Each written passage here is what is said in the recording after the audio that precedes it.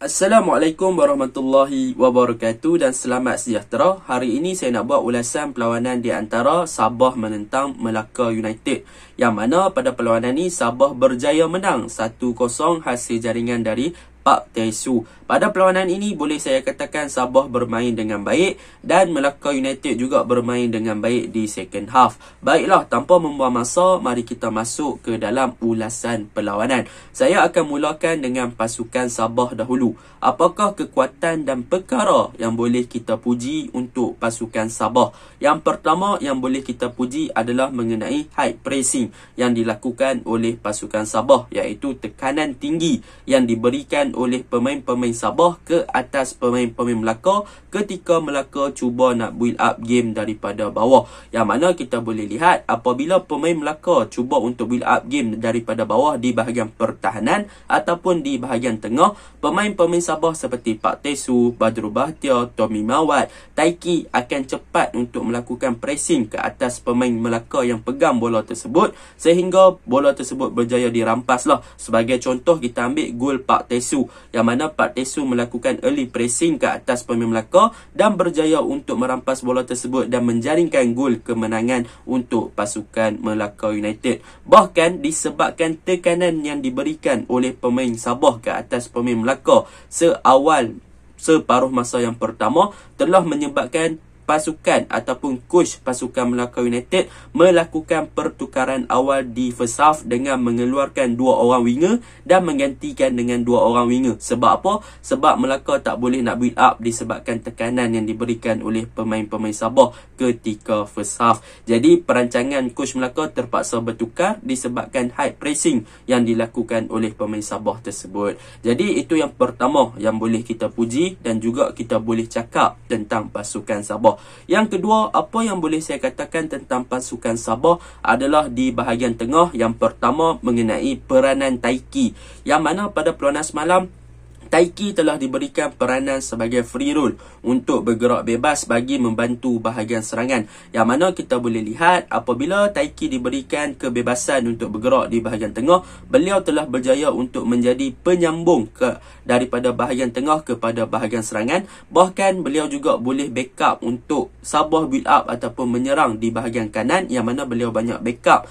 di bahagian sayap kanan dan beliau juga banyak backup di bahagian sayap kiri.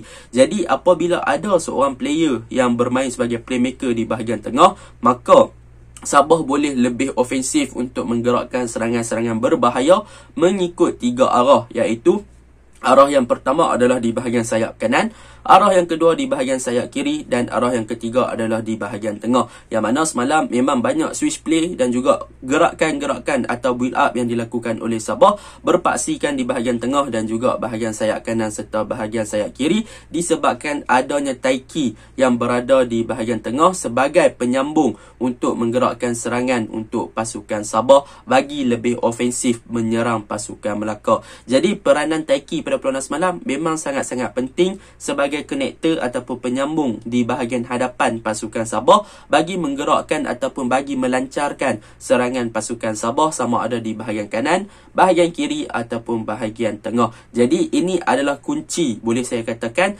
Taiki adalah kunci utama kepada bahagian hadapan pasukan Sabah untuk melancarkan serangan ke arah gawang pasukan Melaka United pada perlawanan semalam. Akan tetapi ada sedikit masalah di sini. Walaupun Taiki berfungsi dengan baik, tetapi striker pasukan Sabah pula gagal berfungsi dengan sangat baik. Tetapi tidak apa, itu saya akan ceritakan selepas ini. Yang ketiga, apa yang boleh saya puji tentang pasukan Sabah adalah mengenai midfield, iaitu gandingan Pak Tesu dan juga Badrul Bahtiar di bahagian tengah. Yang mana pada perlawanan ni Badrul Bahtiar bertindak sebagai deep lying playmaker, yang mana beliau bermain dengan mengawal bahagian tengah dan juga bergandingan dengan Pak Tesu dengan sangat baik. Disebabkan Badrul dah boleh membuat tugas untuk bertahan, maka kadang-kadang Pak Tesu boleh ofensif untuk membantu bahagian tengah ataupun untuk membantu bahagian serangan dengan melakukan early pressing, dan kadang-kadang Pak Tesu juga akan bertahan dan Badrul yang akan pergi membantu bahagian hadapan. Jadi apa yang boleh saya katakan, dengan kehadiran Badrul ataupun gandingan Badrul dan juga Pak Tesu di bahagian tengah, telah memberikan kestabilan untuk pasukan Sabah bagi menggerakkan pasukan Sabah sama ada untuk menyerang ataupun bertahan. Sebab apa? Sebab apabila bat naik, maka Pak boleh membantu bahagian pertahanan sekiranya di counter. Dan sekiranya Pak Tesu naik, maka bat yang akan bertindak untuk menjadi defensive midfielder dan tidak menjadi masalah sekiranya di counter. Dan ada masa untuk Pak kembali balik kepada posisi beliau sekiranya di counter. Jadi itu adalah kelebihan untuk pasukan Sabah lah apabila mempunyai dua player yang bermain sebagai defensive midfielder dan kedua-dua player boleh bermain secara bertahan dan boleh juga bermain sebagai untuk membantu bahagian serangan. Jadi telah memberikan kestabilan di bahagian tengah pasukan Sabah. Mereka boleh menyerang, mereka boleh bertahan tanpa perlu merisaukan keadaan di belakang. Sebab apa? Sebab seorang naik, seorang cover. Seorang naik, seorang cover. Jadi benda tu adalah satu perkara yang bagus di bahagian tengah pasukan Sabah pada perlawanan semalam.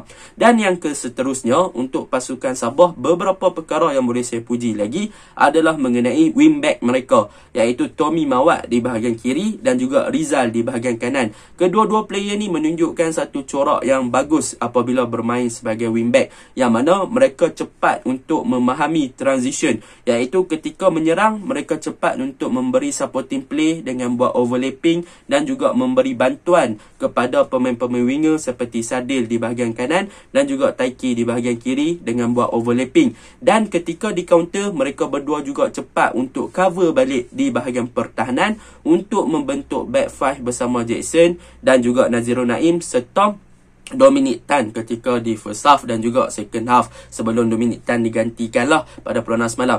Jadi apa yang boleh saya katakan, wingback pasukan Sabah ni, Tommy dan juga Rizal bermain dengan cemerlang. Mereka boleh naik dan mereka dalam masa yang sama cepat untuk cover balik mereka punya space. Daripada segi attacking, mereka membantu dengan sangat baik, boleh buat overlapping, boleh closing dan boleh bagi supporting play yang sangat bagus lah di bahagian winger dan menyebabkan ada numbers of player yang banyak di bahagian wide area untuk pasukan Sabah. In term of defending, mereka juga cepat untuk cover balik mereka punya tempat bagi membentuk back five sekiranya di counter dan mereka juga bertahan dengan sangat baik, dan benda ni memang boleh dipuji untuk pasukan Sabah yang seterusnya. Dan yang terakhir, apa yang boleh saya puji untuk pasukan Sabah adalah tentang defense department mereka lah, iaitu Jackson, Dominic Tan dan juga Nazirul Naim sebelum digantikan dengan Rawisin Batui dan sebagainya, membuktikan yang defense department pasukan Sabah juga agak solid daripada segi membuat offside trap, yang mana pada perlawanan semalam kita boleh lihat bagaimana beberapa kali pemain-pemain Melaka terperangkap dalam offside trap yang dilakukan oleh pemain-pemain Sabah di barisan pertahanan.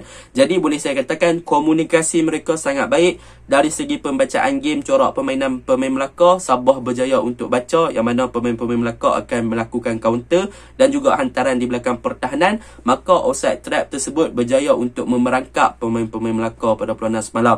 Jadi memang defense department pasukan Sabah semalam sangat-sangat cemerlang daripada bertahan dan daripada segi komunikasi serta pembacaan game memang mereka sangat-sangat smooth dan sangat-sangat cemerlang. Dan buktinya apa? Offside trap semalam memang banyak kali berlaku dan berjaya memerangkap pemain-pemain pasukan Melaka United pada perlawanan semalam. Dan yang terakhir adalah mengenai yang boleh saya puji adalah tentang transition, iaitu yang mana kita boleh tengok transition pasukan Sabah ketika bertahan ke menyerang memang sangat-sangat laju, memang sangat-sangat smooth. Boleh dikatakan wingback boleh naik dengan laju untuk bagi support play, dan transition ketika Sabah daripada menyerang ke bertahan pun agak-agak bagus dan juga agak-agak compact, yang mana struktur yang mereka bina ketika menyerang 3-4-3, ketika bertahan 5-4-1 memang sangat-sangat laju, memang sangat-sangat smooth, yang mana transition dan juga struktur formation tersebut berjaya dilakukan dan berjaya diadaptasikan dalam padang dengan sangat bagus ketika perlawanan menantang Melaka United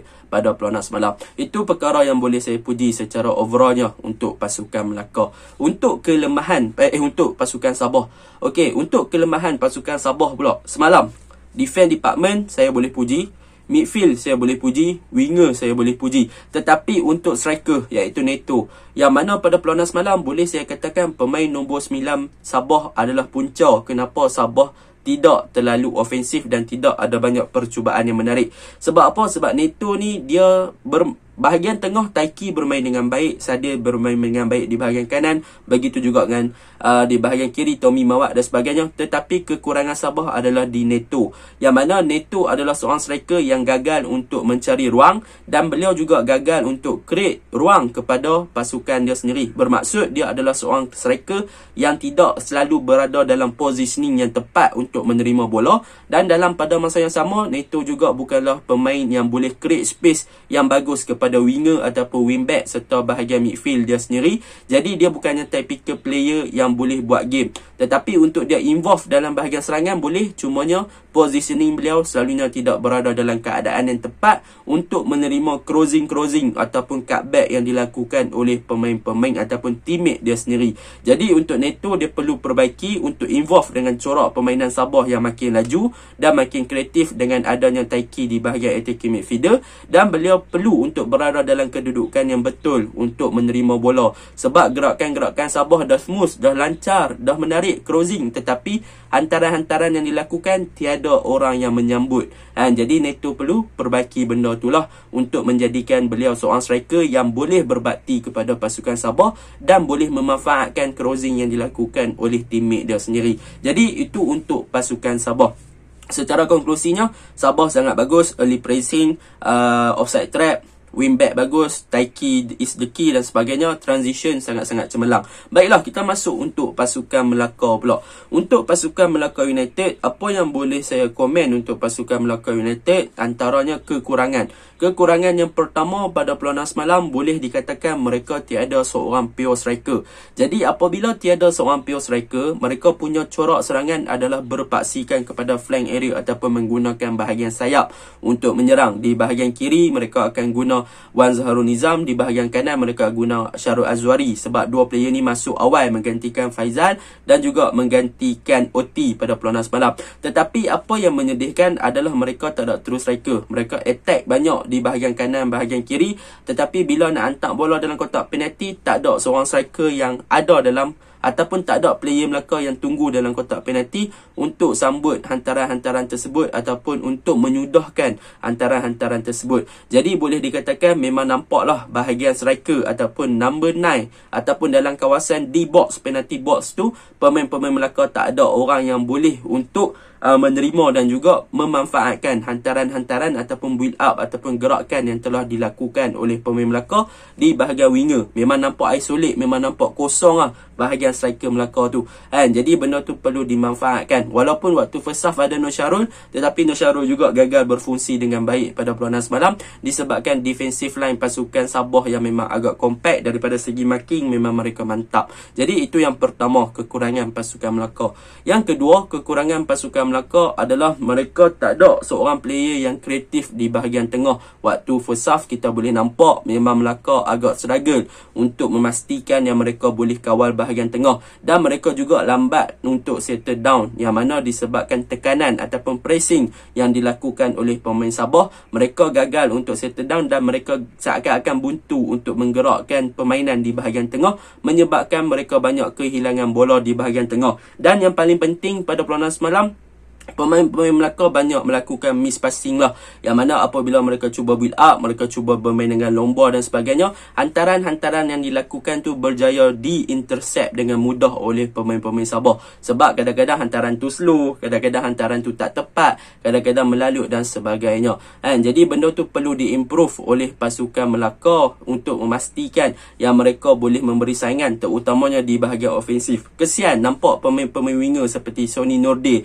yang bermain seakan-akan berkeseorangan, tak ada support team play, tak ada orang yang memberi support, tak ada orang yang buka kat dia. Kadang-kadang Sony Norde pun agak selfish juga, yang mana beliau pun lambat untuk release ball.